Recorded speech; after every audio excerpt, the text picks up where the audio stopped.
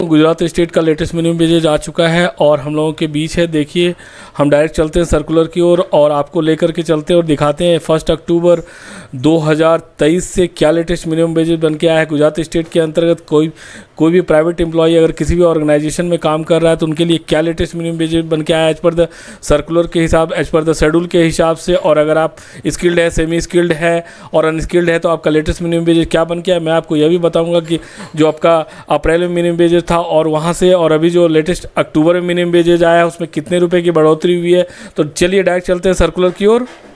तो यहाँ पे आप देख पा रहे हैं यह सर्कुलर है गुजरात स्टेट का। आप देख सकते हैं यह गुजराती लैंग्वेज में लिखा हुआ है। यहाँ पे आप देख सकते हैं ईमेल आईडी दिया हुआ। अगर आपको कोई कंसर्न हो तो आप डायरेक्ट ईमेल कर सकते हैं, डिपार्टमेंट की तरफ से आपको इसका जवाब आ जाएगा। या देख सकते हैं ऑलरेडी इस डेट को ऑलरेडी यह पब्लिश हो चुका है। या देख सकते हैं आप इस प्रकार से यह बन के आया है। यहाँ पे यह कुछ मुझे समझ में आ रहा है कि यह आपका 1 अक्टूबर 2023 से वैलिड है और अब आपका 31 मार्च 2024 तक के लिए वैलिडिटी है।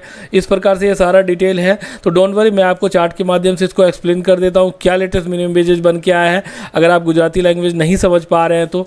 और अगर आपने अभी तक इस चैनल को सब्सक्राइब नहीं किया तो बिल्कुल सब्सक्राइब कीजिए, कमेंट कीजिए और जो भी आपका क्वेरी कंसर्न है इसमें आप कमेंट बॉक्स में ड्रॉप कीजिए ताकि मैं आपको गाइड करता रहूं जो भी एज पर द गवर्नमेंट के हिसाब से, as per the labour law के हिसाब से जो भी सूटेबल होगा। तो चलिए देख लेते हैं चार्ट के माध्यम से क्या मिनिमम वेजेज बन के आया है आपका, और मैं आपको यहाँ पे वो भी बता दूंगा कि आपका क्या बढ़ोतरी हुई है।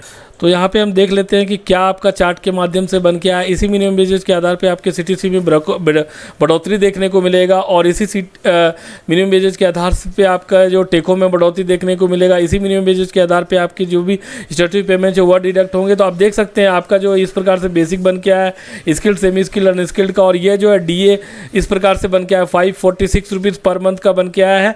अगर आप इन दोनों को ऐड कर देंगे तो आपका बेसिक प्लस डीए यानी मिनिमम वेजेज जो आपका पर मंथ का स्किल्ड का हो जाएगा 12,870 रुपीज़, सेमी स्किल्ड का हो जाएगा 12,558 रुपीज़ और अनस्किल्ड कैटेगरी का हो जाएगा 12,298 रुपीज़। तो इसी मिनिमम वेजेज के आधार पे आपका जो भी सीटीसी ब्रेकअप बनेगा और इसी मिनिमम वेजेज के आधार पे आपके टेको में बढ़ोतरी देखने को मिलेगी। अब आपका क्वेश्चन था कि आपका मिनिमम वेजेज लास्ट जो था अप्रैल में और अभी कितना बढ़ोतरी हुई है। तो आपको मैं यह बता देता हूं कि 546 रुपीज़ की बढ़ोतरी हुई है प्रीवियस मिनिमम वेजेज और अभी जो मिनिमम वेजेज बन के आया उसमें।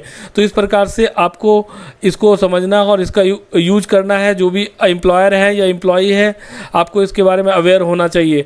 तो धन्यवाद दोस्तों।